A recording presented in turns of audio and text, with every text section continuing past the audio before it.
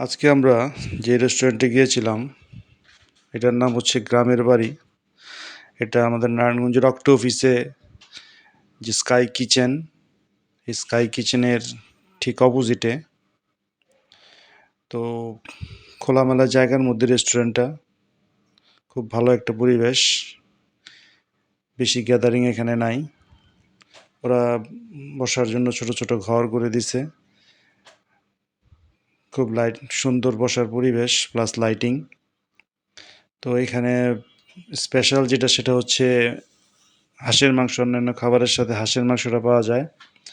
তো একটা মহিলা, উনি চিতই পিঠা বানাচ্ছে। তো মূলত যারা ওইখানে যায় বেশিরভাগ দেখলাম যে চিতই পিঠার সাথে হাঁসের মাংসটা বেশি প্রিফার করে।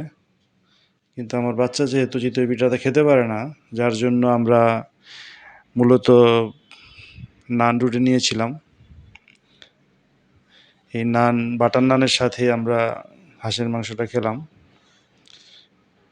টেস্ট এভারেজ একটা টেস্ট ছিল, ভালো লাগছে। তো সবচেয়ে তাদের আতিথেয়তা আর মোটামুটি বসার প্লেস, একটা ক্রাউড না থাকাতে বেশি ভালো লাগছে।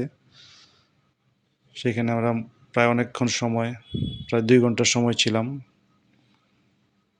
ভালো একটা সময় কাটছে। আপনারা যদি হাঁসের মাংসের টেস্ট নিতে চান আসতে পারেন, খুব সুন্দর সময় কাটবে আশা করি।